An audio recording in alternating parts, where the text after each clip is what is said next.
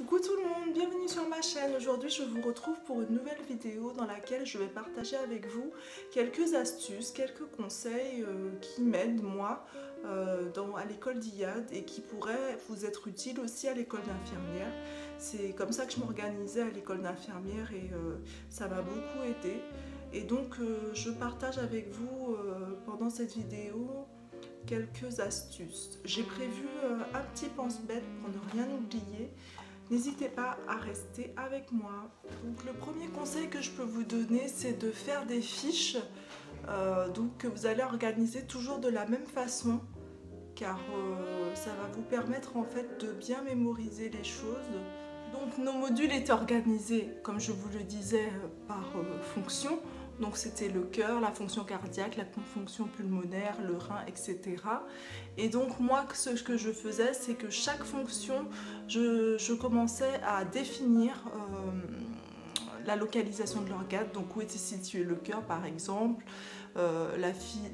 l'anatomie, la physiologie. Ensuite, je partais, par rapport à chaque pathologie, je définissais la pathologie.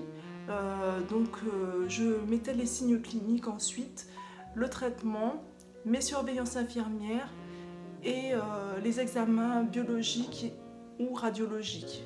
Voilà, donc chaque fiche était organisée toujours de la même façon.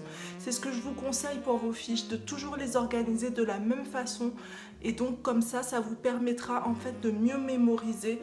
Donc votre cerveau va bien retenir de la même façon à chaque fois. Donc le cerveau c'est comme, voilà, c'est une boîte où il y a des petits tiroirs. Et le fait d'organiser à chaque fois les choses de la même façon, ça va être plus simple et plus facile de retenir. Le conseil que je vais vous donner, c'est vraiment d'organiser vos révisions, de faire un planning de révision, c'est-à-dire que vous allez avoir des cours tout au long de la semaine, donc de les noter sur une petite fiche par unité d'enseignement et de vous faire un planning où vous allez réviser vos cours.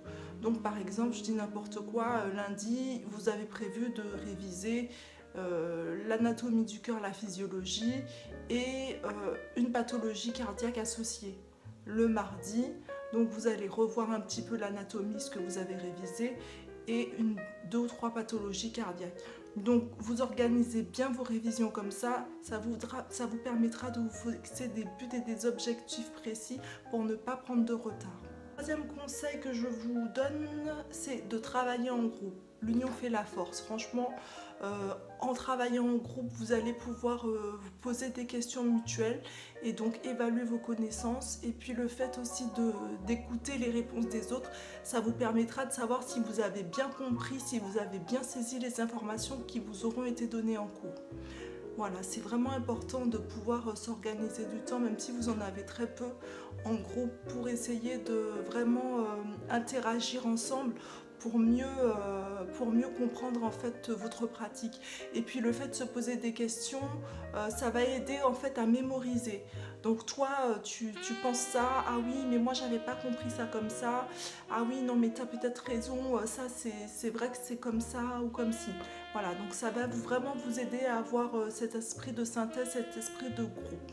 Quatrième conseil que je peux vous donner, ce qui m'a vraiment aidé, en fait, là je ne le faisais pas vraiment spécialement à l'école d'infirmière, mais là vraiment à l'école d'IAD, ce qui m'aide vraiment, c'est d'enregistrer mes cours. J'enregistre chacun de mes cours et donc je les réécoute sur le trajet, vu que j'ai un long trajet pour aller en stage ou à l'école. Donc j'écoute mes cours de façon quotidienne, donc le matin et le soir, ce qui me permet de pouvoir tirer en fait une synthèse de ce que j'ai écouté, d'en saisir l'essentiel. Et quand j'ai fait ma fiche et que je n'ai pas bien compris quelque chose, le fait de réécouter le cours, eh bien ça va me permettre de bien saisir ce que l'intervenant a voulu dire et donc de pouvoir bien mémoriser. En fait, chacun est différent au niveau de la mémorisation. Il y en a qui ont une mémoire visuelle et il y en a qui ont une mémoire auditive. Moi, je crois que j'ai les deux, donc c'est pour ça que j'essaye d'utiliser les deux méthodes. J'aime bien avoir ma fiche et donc la visualiser dans ma tête avec mon petit plan, donc ça me permet de me souvenir. J'ai des moyens aussi mnémotechniques sur certaines choses. J'utilise beaucoup les lettres. Par exemple, qu'est-ce que je sais pas quoi vous donner comme exemple, mais par exemple, je sais pas, pour le cartilage au niveau de la trachée, j'utilise HTC, donc yoïde, thyroïde, cricoïde. Donc c'est un moyen mémotechnique que j'ai trouvé pour pouvoir retenir, parce que il y a tellement de choses à retenir que si je ne mets pas en œuvre des moyens et des façons de retenir, bah, mon cerveau il va surchauffer et l'information elle va partir dans tous les sens. Donc je vous conseille vraiment de trouver votre propre méthode et votre propre façon de faire pour vraiment mémoriser. Moi j'aime bien utiliser les lettres. Par exemple, je sais pas, je dis n'importe quoi, je vais trouver un mot et je vais associer les 3 premières lettres pour vraiment trouver ma façon pardon, ma façon de retenir. Voilà, donc trouvez votre méthode et donc faites toujours la même chose, c'est ça qui compte. Le 6e conseil que je vais vous donner, ce serait d'organiser en fait votre temps pour dégager du temps pour vous. Enfin, organiser votre week-end de façon à pouvoir dégager du temps en semaine pour vos révisions et pour être disponible pour l'école. Donc ce serait d'anticiper en fait tout simplement votre semaine. Moi ce que je fais le week-end, j'essaye de tout faire pour être libre en semaine, c'est-à-dire de préparer mes repas. Donc je prépare pour la semaine mes repas. Après vous n'êtes pas obligé si vous allez à la cafétéria de votre école, voilà, je pense que c'est simple, mais moi je préfère vraiment faire mes repas le week-end vu que je prépare mes repas moi-même et que ça me coûte moins cher de m'organiser de la sorte. Donc je prépare tous mes repas et je les mets au réfrigérateur tout simplement, et du coup tous mes repas de la semaine sont faits, comme ça j'ai pas à y penser, j'ai pas à m'en préoccuper. Le soir ce que je fais c'est ce que je prépare des soupes que je mets au réfrigérateur. J'ai toujours de la soupe dans mon frigo, comme ça j'ai pas à y penser en rentrant, je me focalise juste sur mes révisions. Je propose aussi comme second moyen pour bien mémoriser tout ce qui est anatomie, physiologie, c'est de vraiment vous placarder vos schémas partout. Donc ce que vous pouvez faire, c'est vraiment les afficher dans votre chambre. Et donc à chaque fois que vous passez devant, vous allez les voir, et donc finalement ça va vous permettre de bien retenir, parce que pour apprendre un schéma, il faut le voir, il faut le revoir, il faut le revoir. Donc affichez-les dans votre chambre, sur votre mur, dans la cuisine, sur le frigo, partout où vous passez le plus souvent, et là vous allez voir, ça va vous rester dans la tête. Le conseil que je vais vous donner, c'est vraiment être régulier, c'est travailler régulièrement. Il n'y a pas de secret, hein. Si on veut avoir des bons résultats, si on veut bien comprendre ce qu'on fait justement par rapport aux patients et bien faire les liens dans sa tête, il faut travailler. Travailler régulièrement, ça signifie travailler un petit peu tous les jours. C'est-à-dire que quand vous allez avoir un cours, essayez le soir de le relire. Ça vous permettra de bien comprendre le cours, de comprendre le cours, de voir si vous avez bien compris le cours, pardon, et de pouvoir le lendemain en parler avec une copine ou un copain à l'école pour voir si vous avez bien saisi le cours. Ensuite, ça vous permettra aussi de bien mémoriser les points clés du cours. Essayez d'être bien attentif pendant le cours, parce qu'on dit que 30% du cours va rester dans votre tête, et donc ce sera déjà ça de prix.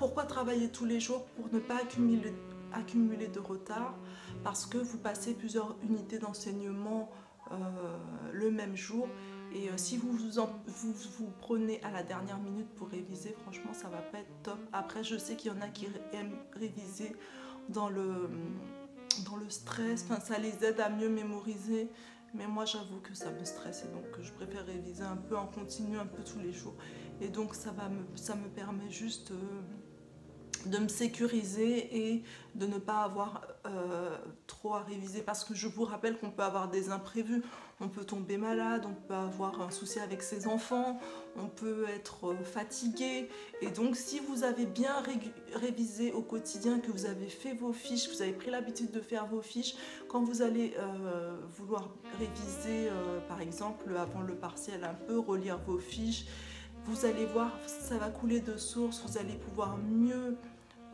être moins stressé et mieux appréhender votre évaluation. Voilà. J'ai juste un conseil à vous donner quand vous passez vos évaluations. Lisez bien la question parce que je sais que maintenant c'est des questions à choix multiples et des crocs. Donc questions ouvertes. C'est des questions ouvertes courtes. Lisez bien la question. Essayez dans votre tête de donner la réponse, à vous de cocher. Ne faites pas comme moi, ne laissez pas de blanc. Voilà, je ne sais pas comment ça se passe dans votre école, mais on peut avoir des points négatifs, c'est-à-dire que quand vous avez tout bien répondu, vous avez 1 point, et par question fausse, vous avez moins 0,25 points. Donc moi, ça m'a fait un peu paniquer, j'avoue, dans mes premières évaluations. Donc du coup, j'avais tellement peur de me tromper que des fois, j'ai laissé des questions vides parce que j'ai trop réfléchi, j'ai pris trop de temps pour réfléchir aux questions. Et donc du coup, ça m'a fait perdre du temps. Donc ce que je vous conseille vraiment, c'est de vous focaliser sur la question. Donc vous lisez la question, dans votre tête, vous essayez de répondre, et après vous lisez les réponses, et après vous cochez. Une fois que vous avez coché, ne revenez pas sur votre réponse parce que ça vous fera perdre du temps sur les autres questions. Essayez de ne pas revenir en arrière, même si vous avez un doute sur une question. Si c'est une question qu'il faut cocher, une réponse qu'il faut cocher, pardon, vous choisissez qu'une réponse. Par contre, s'il y a plusieurs réponses, moi, que vous n'êtes pas sûr, vous ne savez pas, je vous conseille au moins de cocher 2 réponses. Voilà, donc peut-être que vous aurez la moitié des points ou pas du tout. Voilà, je sais pas. Ou au moins 0,25 points, c'est toujours ça de prix. Voilà, j'espère que ma vidéo vous aura plu, j'espère que mes conseils vous seront utiles.